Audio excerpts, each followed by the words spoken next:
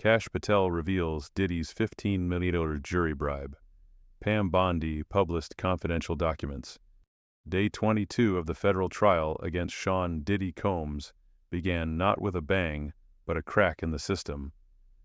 Pam Bondi, the newly appointed federal prosecutor, entered the courtroom like a force of nature. Dressed in navy eyes, cold with purpose, she carried a box. Inside documents, audio files, bank records. Today, she said, we prove this isn't just about celebrity misconduct. This is a criminal empire. Gasps echoed when she held up the first document, a wire transfer log. $15 million, she said.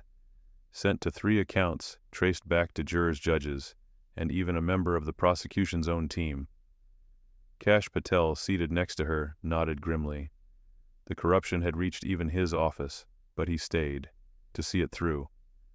The defense attorney, Mark Agnifilo, stood immediately. Objection, this is character assassination. Where is the proof? Pam pressed play. A recording filled the room. Diddy's voice, unmistakable, low and commanding. Make them disappear. Or make them rich. Whatever works. I want this trial dead before it breathes. Silence, she continued. That's just the beginning. We have emails from his financial advisor, text messages from shell company CEOs, and an audio clip where Mr. Combs personally approves the bribes. The judge, stone-faced, allowed it to proceed. The jury listened eyes wide as Pam introduced her first witness, Maria Thompson, a former accountant for one of Diddy's offshore firms. Did you handle any transactions directed by Mr. Combs personally? Yes, she said, trembling. Millions wired to Belize and Cyprus, payments disguised as event deposits. But I was instructed to alter the ledgers. I knew what it was, laundering. Were you ever threatened? Maria looked down. My son was followed home from school. A man waited outside our house for 3 nights straight. They sent me a photo of his bedroom. The jury turned pale. Pam presented photo evidence, surveillance stills, anonymous letters, GPS logs. Then came Raymond Washington Diddy's former head of security, a mountain of a man with a broken gaze. Did Mr. Combs authorize bribes or threats? Raymond sighed. Both. He called them options. Option A, pay them. Option B, bury them. The courtroom froze. He meant literally. Raymond stared at the floor. I saw a man disappear in 2019, a whistleblower. Never heard from again. Agnifilo objected, called it hearsay. But Bondi backed it with flight logs, a whistleblower's final email, and Diddy's private jet itinerary. Then came the smoking gun, an encrypted flash drive, handed over by a remorseful former business partner. Inside were bribe instructions, full names of jurors, judge ID codes, and voice notes from Diddy himself. Pam played one more clip. If this trial sees daylight, we all burn. Start the payouts. Now. The judge adjourned for recess. Outside, protesters clashed. Some screamed Diddy was being framed. Others chanted Pam for president. But inside, one thing was clear: the machine was breaking, and Pam Bondi had her foot on the gears. The courtroom buzzed with anticipation as day 2 of the trial began. Headlines had already swept across every news channel. Pam Bondi exposes Diddy's web of lies. Inside, a thick silence fell as Pam Bondi returned to the floor. This time she wasn't alone. She brought files, witnesses, and bombshell evidence. Your Honor, she began, her voice clear and sharp. The prosecution would like to introduce new evidence detailing a financial conspiracy, acts of witness intimidation, and attempted bribery directed at officers of this court. Gasps echoed through the gallery. Diddy, seated beside his lead attorney, Marcus Rodriguez, clenched his jaw. Behind him, his co-counsel Jennifer Park whispered frantically as they flipped through their case notes. Rodriguez stood quickly. Objection. These allegations are unfounded and highly prejudicial. Overruled, Judge Williams said flatly. Pam Bondi turned to the jury. Ladies and gentlemen, what you are about to see will change everything you thought you knew about this case. The first slide showed a series of offshore bank accounts linked to shell companies in the Cayman Islands, Panama, and Cyprus. Each account was traced back to transactions originating from businesses owned by Diddy's entertainment conglomerate. The sum over $47 million. Then came the wiretaps. A recording played. Diddy's voice was unmistakable. "Make sure Patel is covered. That judge owes me. No delays." The courtroom froze. Kash Patel, a once respected federal prosecutor, now turned key member of the judicial board, was implicated. Pam Bondi stepped forward. "We have credible evidence that Mr. Combs, through intermediaries, attempted to bribe Mr. Patel with a $5 million offshore transaction to obstruct prosecution efforts." Kash Patel, seated near the back, looked down. Next, Agent David Torres of the FBI took the stand. "Following court-approved surveillance, we intercepted encrypted messages between Mr. Combs' legal team and a group of financial operatives based in Zurich and Dubai. The purpose hiding assets and influencing jurors through illegal payouts." Pam Bondi dropped the final blow. $15 million. That's the total amount moved across accounts explicitly tied to influencing members of this court. Rodriguez objected again. "These wiretaps were obtained without our knowledge." "Incorrect," Torres replied calmly. "They were authorized under a joint task force directive signed by Judge Williams herself." The judge didn't blink. Jennifer Park leaned in to Rodriguez. "We need a new strategy. This is bigger than we thought." Bondi brought her next witness, Rebecca Foster, a forensic accountant who'd tracked the financial maneuvers. Mr. Combs operated a complex network of ghost corporations designed for laundering money. Transfers consistently aligned with ongoing investigations or witness subpoenas. The jurors listened intently as charts and timelines highlighted the pattern. Then came testimony from Marcus Big Mike Johnson, a former business associate of Diddy's. Under immunity, he revealed chilling details. "Sean told me to contact anyone who might testify. Said if they talk, their businesses might vanish, that people could get hurt." The gallery murmured. Bondi pressed on. "Did he specify who?" "Yeah, Maria Thompson, Robert Chen. He said she was a problem." Maria Thompson, a former accountant, had already filed reports on discrepancies in company accounts. Her name was on every intimidation list. When Maria took the stand, her voice trembled. "After I spoke to federal agents, strange things happened. Cars outside my home. Photos of my daughter at school. Notes with no names. Just photos." Her testimony was devastating. The jury, visibly shaken, leaned forward in their seats. "My daughter asked me why strange men were always watching us. I had to pull her out of school." The courtroom fell into an uneasy silence. Even Rodriguez looked rattled. Bondi continued with her presentation, introducing more audio recordings. One featured Diddy instructing his head of security, Raymond Washington, "Remind Mrs. Chen, her kids go to private school on a scholarship. That can change. Subtle. No threats. Just let her feel it." The jurors glanced at each other, stunned. These weren't vague implications. They were commands. Rodriguez tried to cross-examine Washington, but struggled to maintain control. "Mr. Washington, are you here under a deal?" "Yes, immunity, but I'm telling the truth because I can't carry this anymore." Outside the courtroom, reporters swarmed. Diddy accused of bribery, intimidation. Global Laundering Network read the CNN Chiron. Social media exploded. Hashtags "Justice for Maria" and "Diddygate" began trending worldwide. The court recessed for lunch, but the prosecution's momentum didn't slow. In the hallway, Rodriguez pulled his team aside. "We're losing fast. We need to revisit plea options." Inside a private room, Bondi reviewed her notes. Michael Thompson, assistant DA, leaned in. "Should we offer a new deal?" "Not yet," Bondi said. "Let them sweat." Meanwhile, Diddy sat in a holding room, surrounded by silence. He stared at the blank wall, the weight of his empire collapsing around him. Back in session the afternoon brought Dr. Amy Chen, a trauma psychologist. She had interviewed multiple victims. The consistent pattern of fear, sleep disorders, anxiety, and relocation confirms targeted psychological distress. This was not incidental, this was planned. Then came Robert Chen, a former business partner.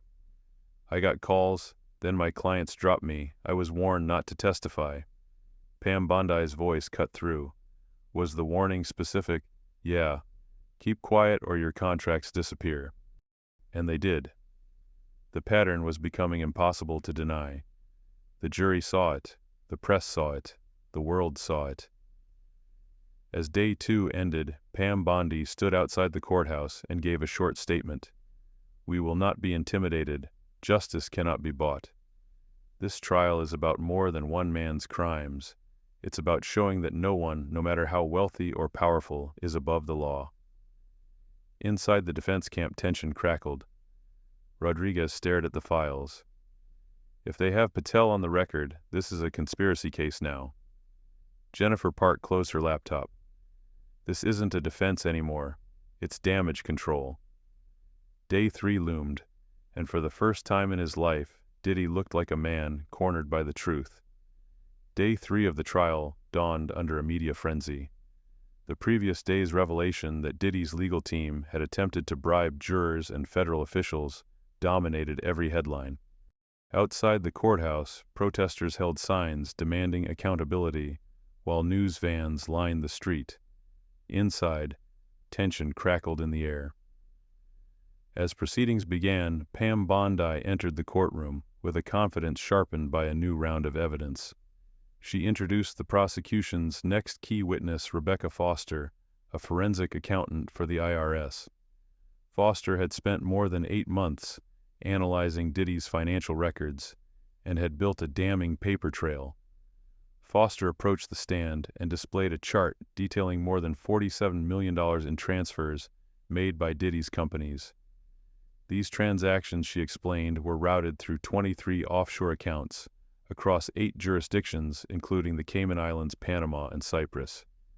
The timing of the transfers closely aligns with federal inquiries and raids. Bondi stepped closer. Were these transfers consistent with lawful business operations? Foster shook her head. No. They lacked documentation, business purpose, and involved shell companies with no actual operations. The jury listened intently as Foster outlined 3 major transfers that took place within 48 hours of key subpoenas being issued. Screens in the courtroom displayed emails between Diddy and his financial advisor, Thomas Maxwell. One email read, "Move the funds now. Keep them out of the DOJ's hands." Bondi raised her voice. "Is this standard behavior for someone with nothing to hide?" "No," Foster replied. "This is financial flight. It's intent to conceal." Rodriguez, Diddy's defense attorney, attempted to undermine Foster during cross-examination. "Ms. Foster, don't wealthy clients often use offshore accounts for privacy or tax optimization?" "Yes," Foster replied. "But not under these circumstances. Not with rushed transactions, deleted communications, and anonymous beneficiaries."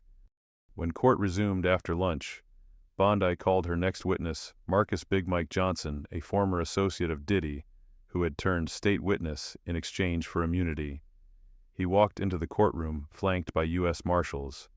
A former insider, Johnson had helped Diddy set up multiple accounts and coordinate the flow of funds. "Mr. Johnson," Bondi began, "what was your role in Mr. Combs' financial network?" "I handled logistics," he replied. "I helped create LLCs, move cash through crypto wallets, and directed cash drops in major cities." "Did Mr. Combs instruct you to do these things?" "Yes. He always wanted distance between himself and the money."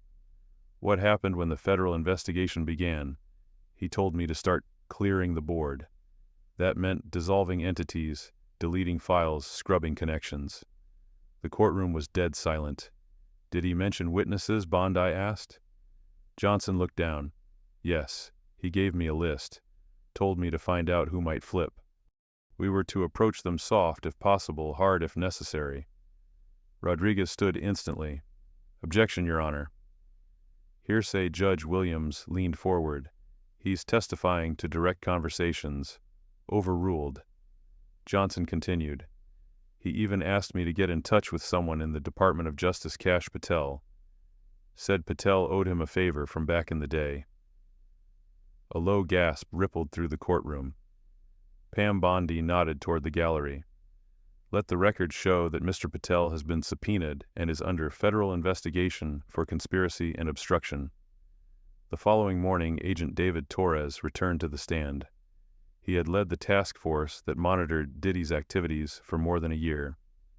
Bondi played a clip from a wiretap between Diddy and Patel. Diddy. Make sure the judge knows this doesn't need to go public.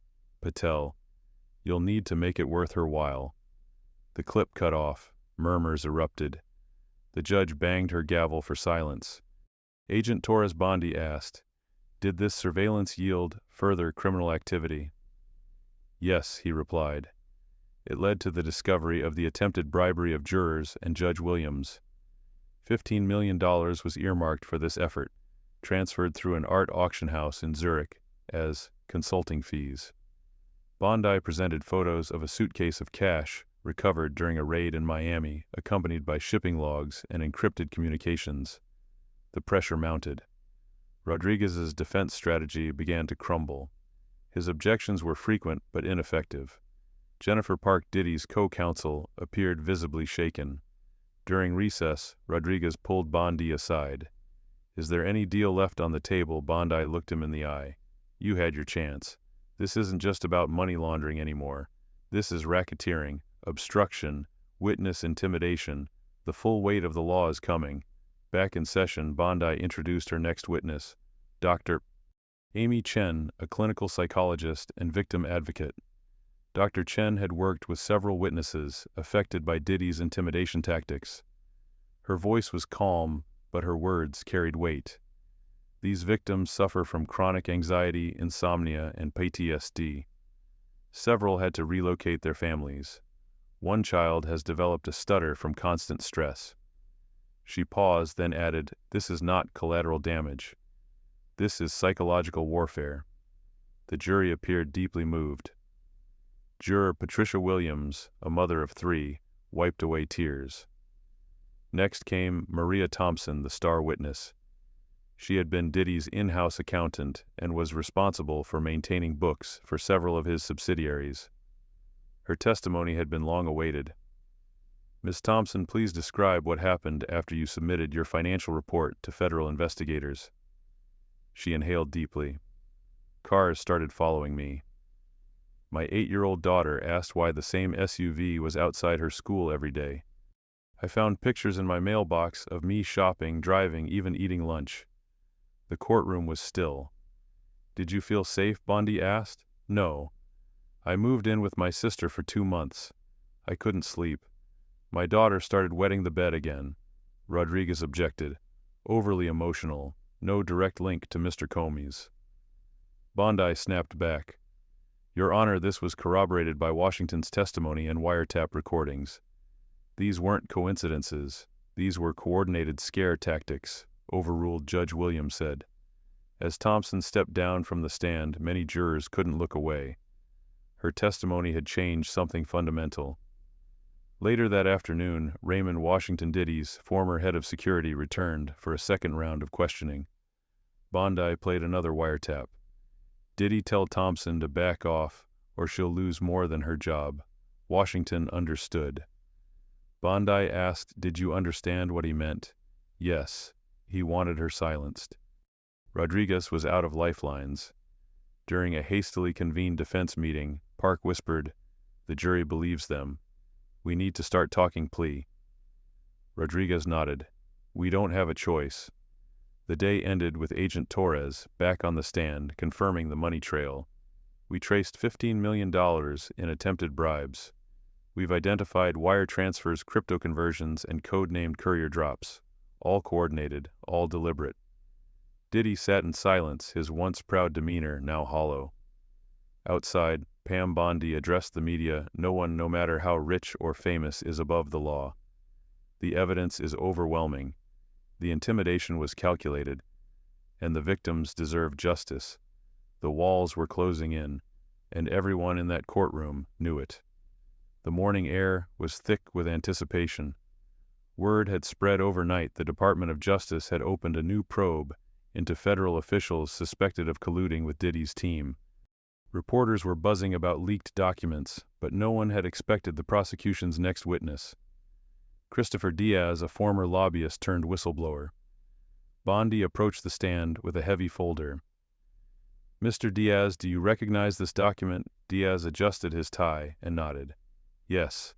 It's a memo from Diddy's attorney, Charles Rodriguez, outlining payment logistics to certain unidentified influencers." Bondi raised her eyebrows. Who were these influencers? Members of the jury, a deputy from Judge Williams' office, and two unnamed aides, close to Kash Patel. Gasps rippled across the courtroom. Judge Williams stiffened. Bondi wasted no time. She revealed wire transfers from Diddy's shell company Black Star Holdings to a consulting firm linked to the Swiss-based Forterra Foundation, the total $15 million. "Why go through Forterra?" Bondi asked. "It's a front," Diaz answered. "They disguise bribes as humanitarian grants. It's clean money on paper." One by one, Bondi unveiled layers of the scheme. Testimonies followed. Paul Ramsey, a former internal auditor, revealed Diddy personally ordered account deletions. He said we needed air gaps, no digital footprints. Next came the bombshell footage from a hidden camera inside a high-end Los Angeles lounge. It showed Rodriguez and co-counsel Jennifer Park exchanging briefcases with an individual later identified as Marshall Velez, a known fixer with ties to international money laundering networks.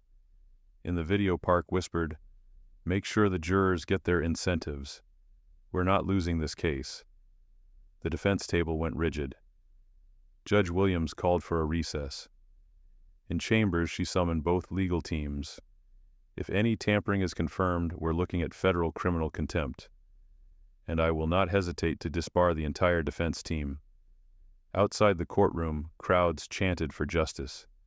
Back in session, Bondi called a surprise witness, Pamela Chen, an employee at the Zurich art auction house that facilitated the bribe transfers. "We processed 2 large art deals, totaling $6.7 million, she testified. But no physical art was ever shipped. It was a financial laundering mechanism." Chen presented invoices, internal emails, and customs declarations, all forged. Next on the stand was Kevin Brooks, a former crypto broker, who had helped Diddy convert large sums into Monero, a privacy coin. "He wanted everything untraceable," Brooks said. "We used a rotating offshore wallet system, one node in Malta, another in the Seychelles." Bondi turned to the jury. "This is not the behavior of a misunderstood businessman. This is criminal enterprise." Then came the heavy blow. Maria Thompson returned to deliver a sealed envelope inside a ledger she'd hidden for over a year. It contained handwritten instructions from Diddy to various operatives, including the chilling line, "Don't leave witnesses breathing." As she read it aloud, her voice trembled. "I kept this because I feared no one would believe me without proof." The jury sat in stunned silence. Some wiped away tears. As if scripted for maximum impact, Bondi announced one final witness, a former juror from Diddy's 2012 civil trial, now under witness protection. He testified that he was paid $100,000 to sway deliberations and ensure a non-guilty verdict. "I was told my kids' school would be unfortunate if I didn't play along," he said. Diddy's empire wasn't just cracking, it was collapsing. That evening, Kash Patel, under mounting pressure and investigation, released a statement denying wrongdoing and offering full cooperation with the court. Rodriguez held a late-night press conference, stammering denials. "These accusations are unfounded. We will prove our client's innocence." But as reporters yelled questions about bribes and jury tampering, the defense's credibility unraveled in real time. In the courtroom the next day, Bondi addressed the judge. "Your Honor, we now move to classify Mr. Combs as the ringleader of a criminal syndicate under RICO statute. The evidence satisfies every threshold: racketeering, bribery, conspiracy, obstruction." Judge Williams nodded grimly. "Motion under advisement." Outside headlines screamed, "The truth, Diddy case explodes into national scandal." Pam Bondi wasn't just prosecuting a celebrity. She was dismantling a corrupt system brick by brick. When court resumed the next morning, the tension had metastasized. Bulletproof vests were visible beneath the blazers of federal marshals. A special security team was deployed to the jury box, their eyes scanning the gallery with unsettling precision. Something had changed overnight.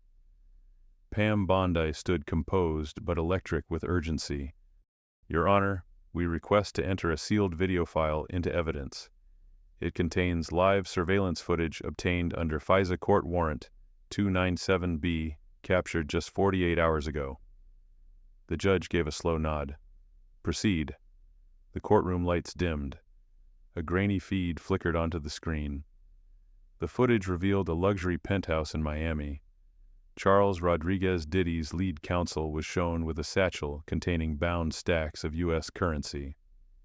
"That's 7.5 for the judge. The rest goes to the anchor jurors," he muttered to an unknown associate.